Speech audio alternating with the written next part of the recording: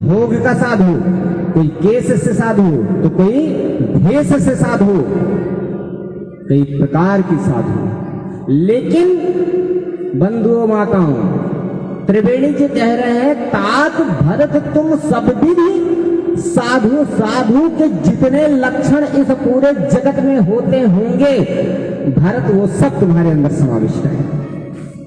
इसलिए भैया तुम सब भी साधु, सब भी। बंधुओं माताओं,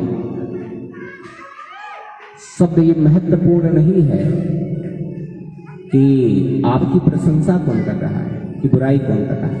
महत्वपूर्ण ये है कि कर कौन रहा है। आपको भरे समाज में कोई एक व्यक्ति चोर कह रहा है, इसका मतलब क्या है कि आप चोर हैं। देखिए, और अगर कोई संत आपको कुछ कह रहा है तो, अगर कोई बेविचारी आपको चोर कह रहा है तो समझ जाइए, और अगर कोई संत आपकी बड़ाई कर रहा है तो उस भाव से कर रहा है। देखना ये है कि हमको कोई बदमाश चोर कह रहा है कि कोई साधु हमको कुछ कह रहा है। वाणी किसके माध्यम से निकल रही है। इसलिए सावधान। भरत जी सबको लेकर के मंदाकिनी मैया के पास आए हैं और मंदाकिनी माँ को प्रणाम किया है। माँ प्रातःकालीन भगवती जानकी उठी हैं। उन्होंने कहा, नाथ मैंने आज एक स्वप्न देखा है, और नाथ बड़ा ही भीषण स्वप्न देखा है। भगवान ने कहा, जानकी क्या देखा? तो जानकी मैया ने कहा, प्रभु मैंने देखा है कि अयोध्या में माताओं की मांग में सिंदूर नहीं है, और राजसी वस्त्रों को त्याग कर वो श्वेत वस्त्र में आ गई है, और नाथ में अयोध्या पूरी चित्कार कर रही है। श्री भरत जी के होंठ फट चुके हैं। नाथ सरयू का जल मुझे गंदा नजर आया। भगवान ने कहा, भगवती यह शुभ संकेत नहीं है, जरूर कोई ना कोई घटना श्री अवध में घटित हो गई। भगवान ने लक्ष्मण को भेजा है, लक्ष्मण जाओ भगवान शिव का पूजन करो, मुनियों का वंदन करो, सम्मान करो। और इतना कहकर भगवान बैठे ही थे कि गोस्वामी जी भाव अंकित कर रहे हैं, बड़ा ही दिव्य। और किस भाव में भगवान बैठे हैं कि सनिमान सूर्य मुनि कि उत्तर दिशा में एकदम खलबली मच गई, आंधी चलने लगी, धूल उड़ने लगी, पशुपन जो वहां पर पशु थे वह सब एकदम दौड़ने लगे, पंछी चहचहाने लगे। ये हो क्या गया? अचानक उत्तर दिश देखत है, उत्तर दिशा में। और इतना ही नहीं, जो ऋषि मुनि थे वो भागे, विकल प्रभु आश्रम गए। बंधु माताओं, तब तक एक कोल भील भगवान का मित्र है। कोल भील भगवान इन्हीं सबको मित्र बनाते हैं। कोल भीलों को भगवान ने मित्र बनाया। भगवान अभी बैठे ही थे कि उत्तर दिशा में एकदम खलबली मची, भयानक। एक व्यक्ति आया, भगवान के सामने खड़ा हुआ, नाथ प्रणाम। आपके जैसे ही, आपके स्वरूप के ही दो राजकुमार आए हैं, एक का नाम भरत है, क्या आपके भाई हैं? ओह, जैसे इतना सुना भरत, भगवान ने कहा, बोले हाँ हाँ। बोले कहाँ है? आ गए? बोले हाँ आ गए। ओह, सुनत सुमंगल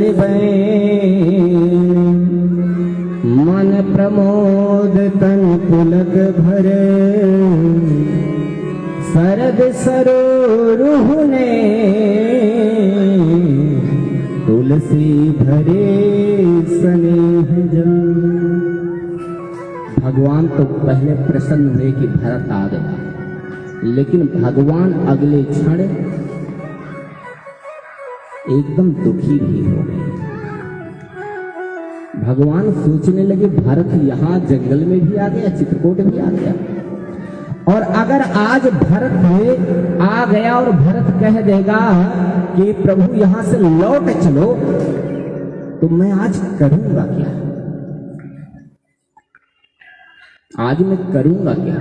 मैं पिता के वचन को बचाऊंगा कि भाई के भ्रातृत्व वचन को बचाऊंगा? करूंगा क्या आखिर आज मैं?